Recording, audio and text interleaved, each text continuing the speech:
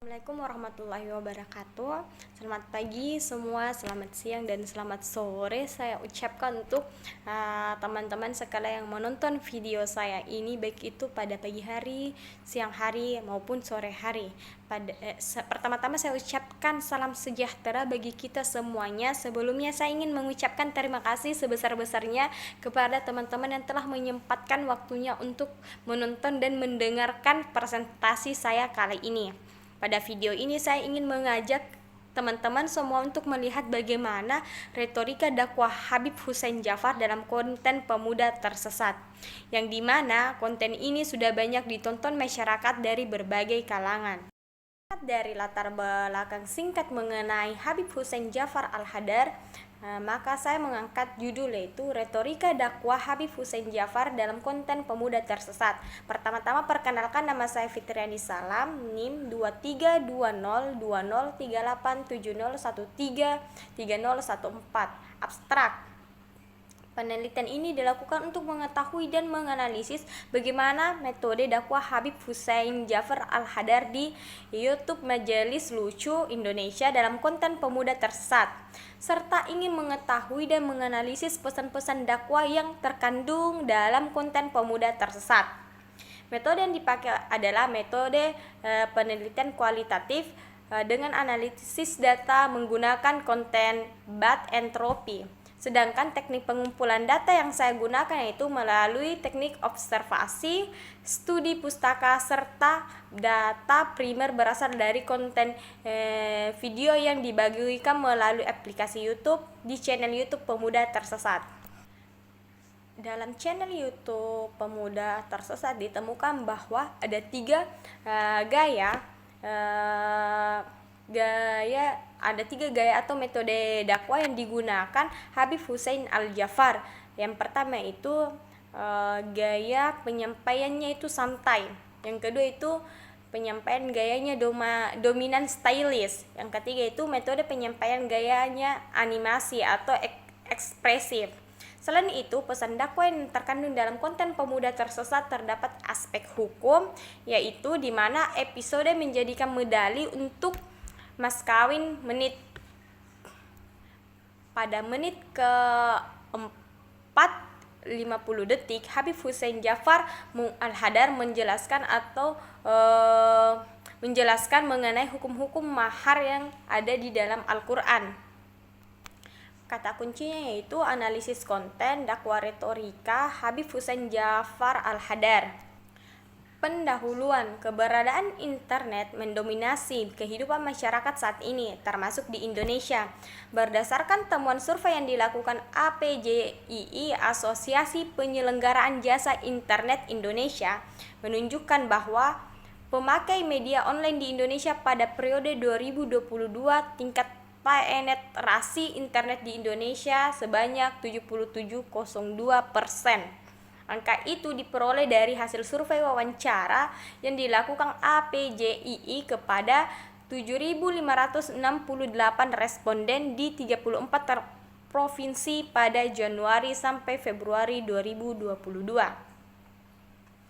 Data APJII juga mengungkapkan jumlah penduduk Indonesia yang terkoneksi internet tahun 2021 sampai pada tahun 2022 sebanyak 210 juta jiwa dari total 272 juta penduduk tahun 2021. Wow, sangat meningkat ya. Tingkat penetrasi internet menurut data APJII meningkat signifikan. Ya, sangat meningkat secara signifikan. Pada 2018 angkanya 64,8% dan meningkat menjadi 73,7% pada tahun 2019. Pada tahun 2020 angka itu naik lagi menjadi 77,2% pada awal 2022. Artinya, penggunaan internet pada masyarakat Indonesia sangat fenomena pertumbuhannya, merupakan hal positif. Media berbasis internet juga dianggap sebagai public sphere, ruang publik. yang mampu memfasilitasi para pengguna untuk saling mengirim pesan dan saling bertukar ide. Bahkan, spekulasi dan argumen yang saling dipertukarkan oleh pengguna media ini turut menjadi bagian dari arus informasi yang beredar di public sphere atau ruang publik. Media sosial termasuk media internet yang memungkinkan penggunanya untuk mengekspresikan dirinya melalui interaksi, bekerja sama, berbagi dan berkomunikasi dengan pengguna lainnya. Mulai dari aspek agama, ekonomi, sosial, bahkan budaya mempunyai efek dengan adanya media. Bahkan efeknya tuh sangat besar. Komodifikasi agama merupakan bentuk materialisasi dengan tujuan mentransformasikan nilai guna menjadi nilai tukar. Agama berubah menjadi modal bagi media untuk mencari status dan keuntungan semata. Akhirnya, agama diperlakukan seperti halnya barang-barang yang telah diambil pasar dikelola untuk memiliki nilai jual. Media berbasis internet merupakan media penyampaian pesan dengan jangkauan penyebaran yang mendunia. Media berbasis internet dapat dikategorikan sebagai media penyampaian pesan yang menembus batas ruang, efektif, dan waktu efisien. Khususnya dalam menyampaikan message dakwah, tak bisa dipungkiri bahwa keberadaan media berbasis internet pada aspek kehidupan umat Islam mampu mengubah pemikiran yang dianggap masih tradisional.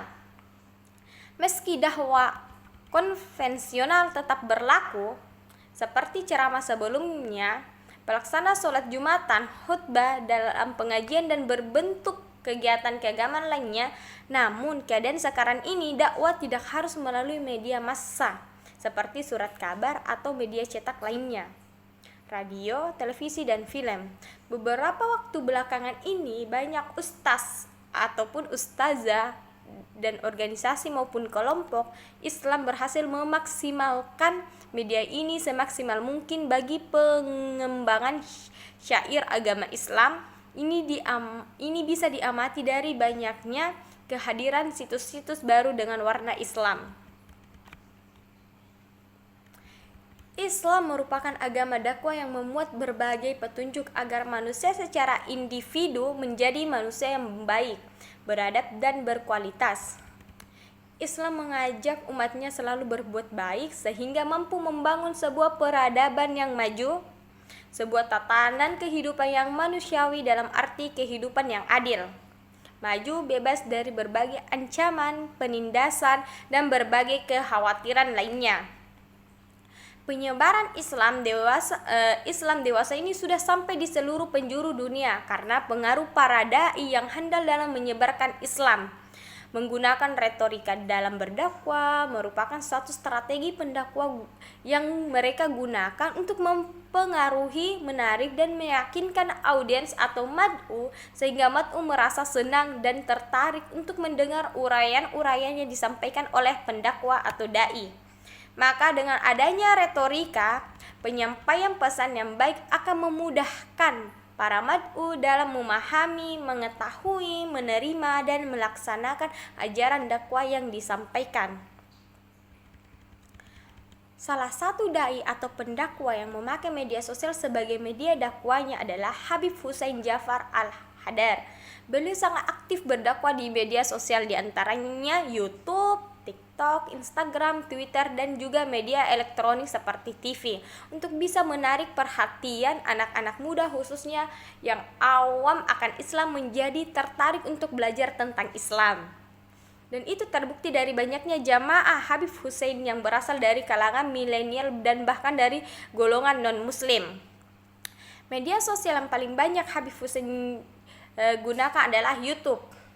Habib sering membuat konten-konten dakwah dan juga sering berkolaborasi dengan youtuber terkenal lainnya Salah satu konten channel YouTube beliau yang menarik perhatian adalah channel Pemuda Tersesat, di mana dalam konten tersebut beliau berkolaborasi dengan komika Tretan Muslim dan Coki Pardede untuk menjawab pertanyaan-pertanyaan konyol dari netizen, dijawab secara logis dan tentunya bersumber dari Al-Quran dan hadis oleh Habib Hussein Jafar. Konten ini pertama kali muncul pada tahun 2020 dengan judul Kultum Pemuda Tersesat di channel YouTube Majelis Lucu Indonesia atau MLI. Konten ini merupakan produk kolaborasi antara dua kanal YouTube populer, yakni Majelis Lucu Indonesia atau MLI dan juga Jedah Nulis. Konsep yang disusun dalam acara ini berbentuk tanya jawab singkat. Dalam konten ini, Tretan Muslim berperan sebagai host pembawa acara, sedangkan Habib Hussein Jafar bertugas menjawab pertanyaan-pertanyaan viewers Majelis Lucu Indonesia yang telah ditampung. Jadi sebelum membuat konten, Habib Jafar ini menampung semua pertanyaan-pertanyaan lucu dari netizen untuk ditanyakan kepada audiens atau kepada teman kolaborasi yang ada di channel YouTube-nya. Durasi video konten ini hanya sekitar 5-20 menit per video. Program Kultum Tersesat pungkas pada hari raya Idul Fitri 1441 Hijriah dengan episode terakhir berjudul Episode Spesial Lebaran Kultum Pemuda Tersesat episode 29 tersebut dipublikasikan pada tanggal 23 Maret 2020. Keterampilan retorika seorang dai sangat dituntut, karena dengan menguasai retorika yang baik dan benar, seorang dai dapat memotivasi namun masih banyak dai yang kurang memperhatikan kaidah-kaidah retorika.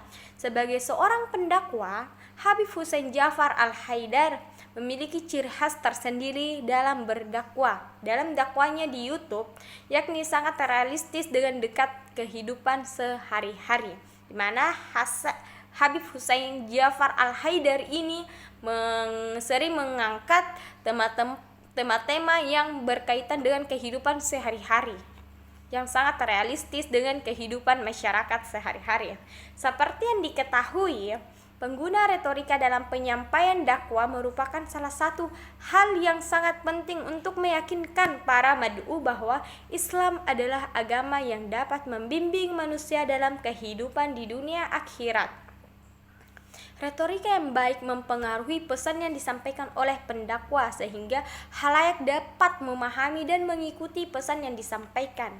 Berdasarkan uraian di atas, peneliti tertarik meneliti tentang retorika dakwah Habib Hussein Jafar Al-Haidar di YouTube Majelis Lucu Indonesia dalam konten Pemuda Tersesat. Metode penelitian yang dipakai dalam peneliti adalah metode penelitian kualitatif. Data primer dan data sekunder yang dikumpulkan dengan metode pengumpulan data observasi dan studi pustaka, sedangkan unit analisis data menggunakan metode analisis konten BAT dan Thorpe dengan teknik analisis data menggunakan teori Miles dan Huberman. Hasil dan pembahasan. Habib Hussein Jafar Al-Haidar atau yang akrab disapa dengan panggilan Habib Jafar. Bib Jafar Habib Hussein ini merupakan dai kelahiran Bondowoso, Provinsi Jawa Timur yang akhir-akhir ini sedang naik daun dalam skena dakwah digital di media sosial. Lahir pada 21 Juni 1988, Habib Jafar menempuh pendidikan tinggi di program studi sarjana Akidah dan Filsafat Universitas Islam Negeri Syarif Hidayatullah pada tahun 2006 sampai dengan 2011 dan melanjutkan ke jenjang Magister Tafsir Al-Quran pada 2016 sampai dengan 2020 di kampus yang sama.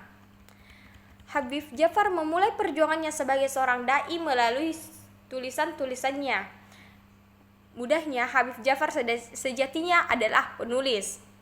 Kegemarannya membaca segala jenis bacaan membuatnya menekuni hobinya, yaitu penulis,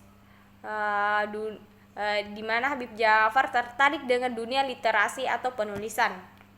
Artikel pertama yang sempat tayang di koran nasional Suara Rakyat yang membahas mengenai permasalahan sosial yang ia geluti melalui sudut pandang Islam sebagai landasannya. Lambat laun semenjak itu, tulisannya sudah banyak dimuat di berbagai portal, koran maupun majalah seperti di Tempo, Jawa Pos, dan Kompas. Konsep yang ia tawarkan dalam skena dakwanya adalah menampilkan sosok sebagai dai milenial dengan tanpa membangun jarak dengan objek dakwanya. Penampilannya di layar kaca baik televisi maupun konten YouTube menunjukkan bahwa misi dakwanya disesuaikan dengan kebutuhan dakwah milenial Indonesia saat ini. Atas dasar itu, kemudian Habib Hussein Jafar Al-Hadar memutuskan untuk mengambil peta langkah lebih maju sebagai pendakwah di era industri digital.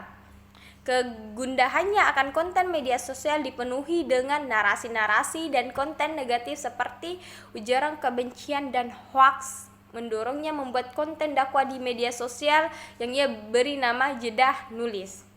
Jedah Nulis yang dikelola oleh Habib Jafar menyediakan konten-konten untuk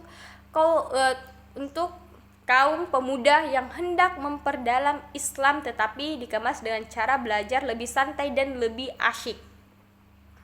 Mulanya akun YouTube Jedah Nulis merupakan rangkaian video dirinya sendiri di sela-sela jeda. Habib Jafar melakukan rutinitasnya sebagai penulis dan pendakwah. Jedah Nulis kemudian ramai dikenal ketika ia acap kali berkolaborasi dengan beberapa tokoh tertentu. Misal ajakan dakwanya melalui selera musik dengan Fikri Rastah yang merupakan musisi, kemudian menilik Islam sebagai minoritas di Jerman bersama Gita Savitris, hingga menyebarkan Islam cinta kepada Coki Pardede yang merupakan komika kontroversial.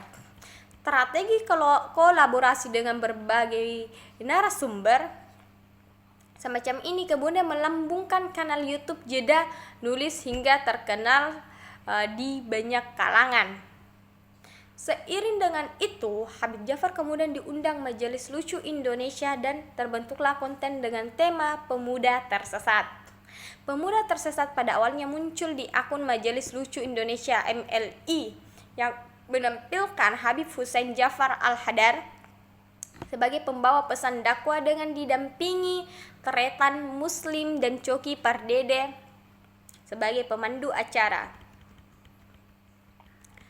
Majelis Lucu Indonesia MLI merupakan komunitas yang diisi oleh beberapa komika di Indonesia dengan konten-konten yang ditayangkan di YouTube guna menjawab keresahan mereka komika terhadap selera humor di Indonesia yang cenderung menunjukkan skena homogenik. Homogenik yang dimaksud oleh Pardede adalah lebih kepada kecenderungan selera humor yang ditampilkan di media mainstream televisi. Saat ini yang terkesan tidak memiliki variasi, rekan-rekan pegiat komedi tunggal dalam Majelis Lucu Indonesia mempunyai anggapan bahwa di luar sana terdapat pangsa pasar yang hasrat komedi atau sense of humornya tidak tersampaikan hanya dengan humor yang sudah ada di televisi. Atas dasar tersebutlah kemudian menginisiasi lahirnya MLI sebagai selera komedi underground yang dapat menjadi alternatif khalayak karena tak mendapatkan panggung di televisi, sarkastik, roasting, insul, komedi, dark jokes. Dengan skena humor semacam itu, Habib Jafar bersama dengan Coki dan Muslim kemudian membingkai varian konten baru dengan tema dakwah nuansa Islam berbalut komedi, sarkastik dan dark jokes di Majelis Lucu Indonesia yang kemudian diberi nama Pemuda Tersesat. Metode penyampaian dakwah Habib Hussein Jafar Al-Hadar di YouTube Majelis Lucu Indonesia dalam konten pemuda tersesat ini, peneliti terlebih dahulu menjelaskan terkait episode yang peneliti pilih untuk diteliti. Peneliti mengambil episode yang berbeda dalam channel Jeda Nulis dan Majelis Lucu Indonesia dengan judul narasi episode Hukum Menjadikan Medali Olimpiade Sebagai Mas Kawin. Metode menyampaikan dakwah Habib Hussein Jafar Al-Hadar di YouTube Majelis Lucu Indonesia dalam konten pemuda tersesat.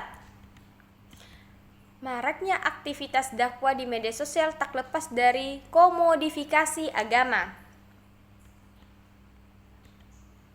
Metode penyampaian dakwah Habib Hussein Jafar Al-Hadar di YouTube Majelis Lucu Indonesia dalam konten pemuda tersesat mempunyai daya tarik tersendiri, khususnya pada episode Hukum Menjadikan Mas Olimpiade Mas Kawin, yaitu menerapkan gaya penyampaian santai, metode penyampaian gaya dominan stylish, gaya seorang individu yang mengontrol situasi sosial. Metode penyampaian gaya animasi, di mana ekspresif warna dalam berkomunikasi seperti kontak mata, ekspresi wajah, gestur, dan gerak badan. Pesan-pesan dakwah yang terkandung dalam konten pemuda tersesat. Pesan-pesan dakwah yang terkandung dalam konten pemuda tersesat yaitu pada aspek hukum syariah, episode menjadikan medali untuk mas kawin menit 4:50 detik, Habib Hussein Jafar menjelaskan hukum-hukum mahar dalam Al-Quran.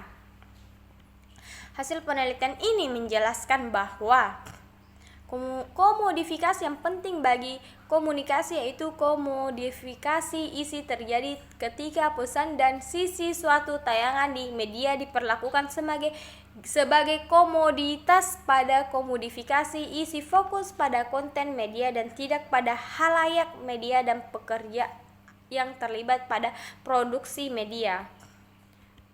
Proses komodifikasinya melalui transformasi pesan-pesan yang disampaikan melalui dari data hingga sistem pemikiran yang bermakna menjadi produk-produk yang laku dipasarkan.